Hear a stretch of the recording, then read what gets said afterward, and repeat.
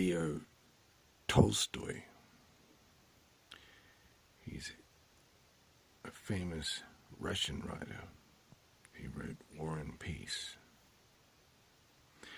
He was actually a count in the pre-Tsar, pre-revolution days in Russia. He owned estates. He owned serfs. He literally slaves, people. He owned people, and the amount of his wealth was determined by the number of serfs that he owned. He was literally old school, ancient regime.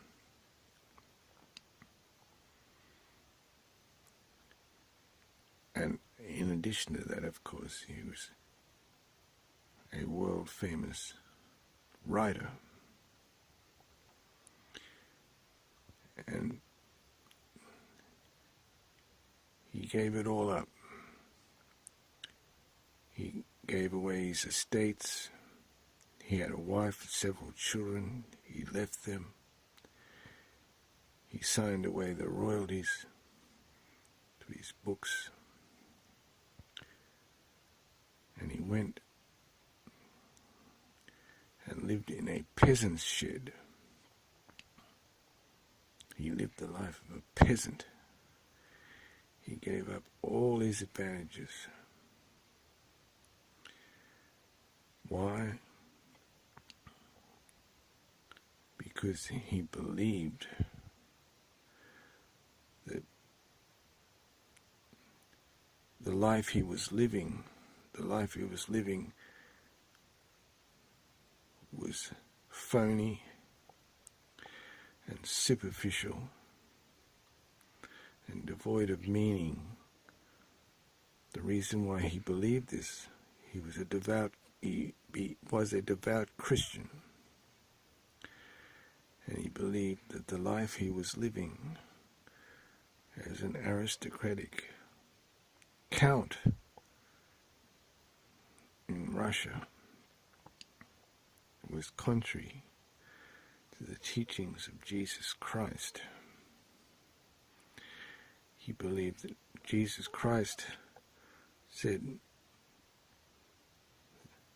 if somebody insults you, you should turn the other cheek. In other words, you should literally not fight back.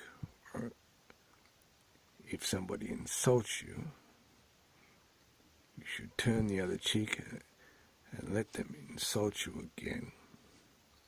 He believed in total pacifism. He believed that the whole concept of nationalism, countries going to war and fighting for their positions, was contrary to the teachings of Jesus Christ. Leo Tolstoy actually is the founder of a sect, a Christian sect called Christian anarchists, who literally believe that violence in any way, shape or form is wrong and is contrary to the teachings of Jesus Christ.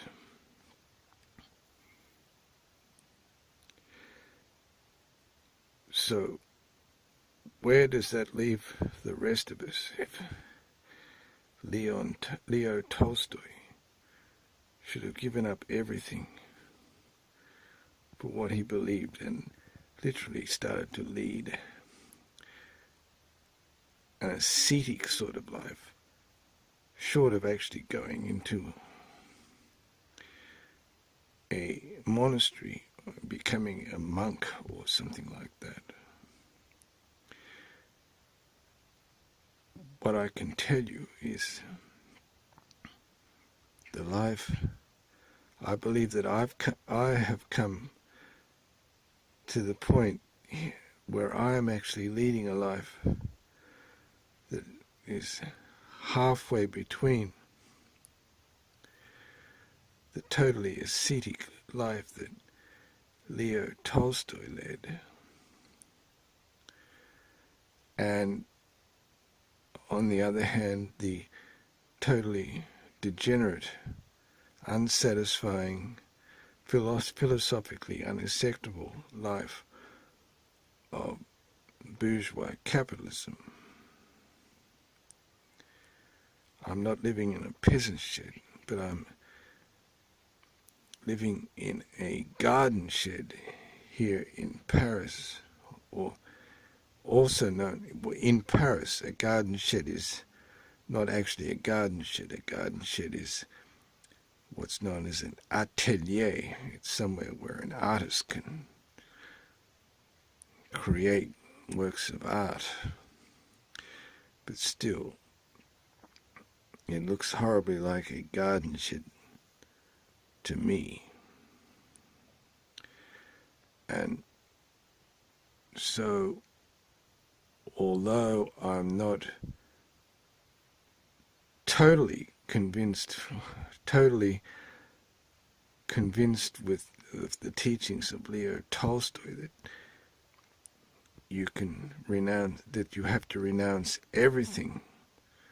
I mean, I can live here in a garden shed in Paris, which I'm sure looks very much like his peasant shed in Russia. But I can still enjoy some of the pleasures of life. I can still enjoy a good meal. I can still enjoy a bottle of wine. I can still enjoy some of the sensual pleasures. I mean, I can still enjoy having money in the bank. It's not as if I'm going to throw all my money just for the sake of leading a Christian life. But still, you have to walk that thin line between unbridled